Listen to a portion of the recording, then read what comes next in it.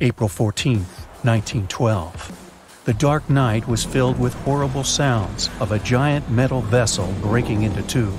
The largest ship of that time collided with an iceberg that was on its way. The Titanic, one of the biggest stories of the 20th century that people still talk about. The starboard side of the giant vessel brushed up against the iceberg. It was 11:40 p.m. when things started going wrong. This iceberg caused enough damage for at least 5 watertight compartments in the hull to start filling with water. The crew immediately began a brief investigation to see if they could do anything and fix things. They had no one to rely on, all alone in the darkness of the cold night, far away from the land, the North Atlantic Ocean, around 400 miles south of Newfoundland, Canada. They needed time to figure out how to bring people to safety. They had some time, true, but not enough. If you watched the movie, you know the ship didn't plunge immediately after the icy doom had happened. The whole process lasted a good 2 hours and 40 minutes. But the situation was hard. There were 2,200 people to take care of, including crew and passengers, and things happening on the ship were chaotic. The chief designer, Thomas Andrews, soon realized they wouldn't be able to stay afloat. By midnight, the entire crew had begun preparing the lifeboats for launch. They had 20 boats with space for only 1,178 people, which was just a bit more than 50% of the people on board. The order was to get women and children to safety first. Crewmen were there to row and guide the boats. The scene over the next 2 hours gradually started escalating. The crew members had a task to wake up passengers and warn them something bad was happening. They wanted to place them into a fleet of lifeboats as soon as possible. At 12:15 a.m., some crew members sent out a distress signal. A steamship called Frankfurt was among the first ones that received the message and responded, but they were about 170 nautical miles away. Some other ships also got the message and offered their assistance, but sadly, they were too far away as well. At 12:20 a.m., the Cunard liner Carpathia got a distress signal from the Titanic and changed its course right away. They were 58 miles away at the time, and it would take them more than 3 hours to get there. 20 minutes later, the crew was lowering the first lifeboat. It was carrying only 27 passengers, although it had room for 65. Many of the lifeboats that were launched first were well below capacity. Crew members were worried, thinking the Davids wouldn't be able to hold a fully loaded lifeboat. And in the beginning, many passengers were just too afraid to leave the ship. They still thought Titanic was unsinkable and couldn't imagine the scenario that was going to happen 1 to 2 hours later. The crew was firing the first of 8 distress rockets. Unsuccessful. No one was close enough to help. By 1:20 a.m., they lowered 10 lifeboats. Number 8 had only 28 people in it. One of the passengers on the number 10 was 9-week-old Melvina Dean.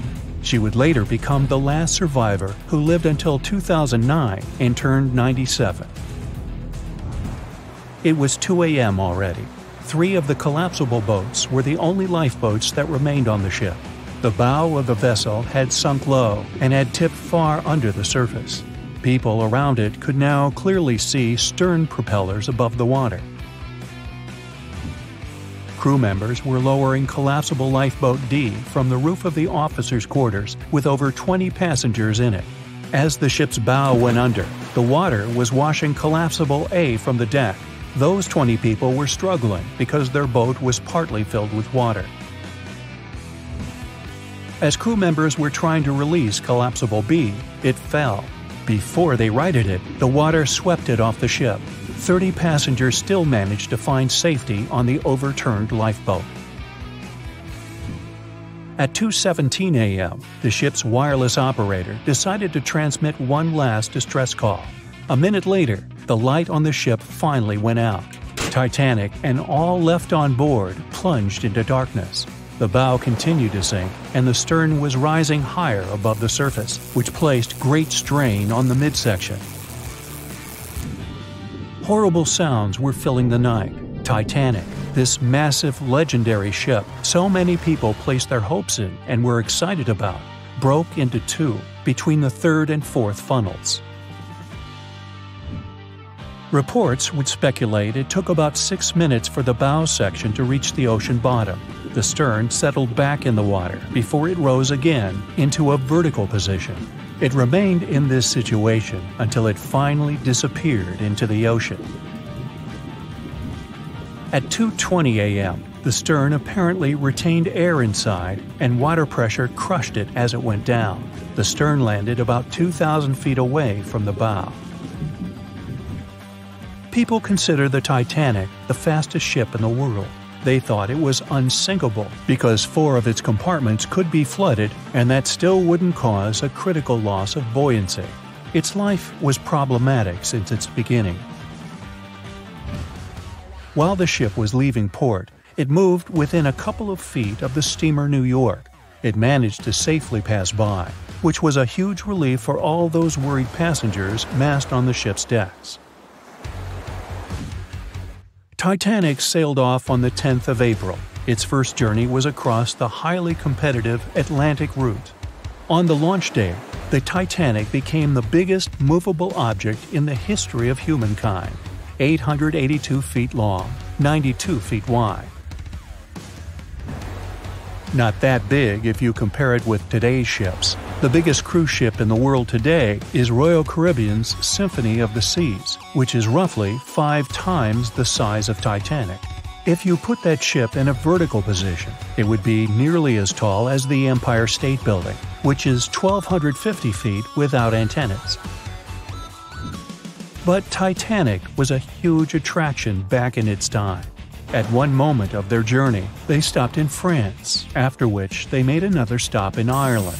Once the final passengers boarded, the massive ship set out at full speed for their final destination, New York City. 4 days after the beginning of its journey, Titanic failed to divert its course from a huge iceberg, the story we all know about. Only 700 people survived, and most of them were women and children. The night was extremely cold, 1 hour and 20 minutes after Titanic had gone down to the bottom of the ocean. Survivors weren't even sure someone was coming to save them. Finally, they saw the light. It was Carpathia coming towards them. They came for the people in the lifeboats. The crew brought them aboard and pulled a handful of other passengers out of the water. Many ships tried to contact Titanic a few hours after it sank. Their messages were never returned. Later, when there was an investigation of what really happened, they discovered the Leyland liner California had been less than 20 miles away when Titanic was sinking. But the crew didn't hear the distress signals coming from Titanic because their radio operator was off duty. Countries from both sides of the Atlantic were shocked and horrified when they heard details of what happened to Titanic. They decided to make changes to ship operations, rules that would help avoid such events in the future. They held the first International Convention for Safety of Life at Sea, where they adopted rules for every ship to have lifeboat space for each passenger on board. Also, lifeboat drills became mandatory. They also decided to establish an international ice patrol. Its main role was to monitor icebergs in the North Atlantic shipping lanes. Ships also needed to maintain a 24-hour radio watch.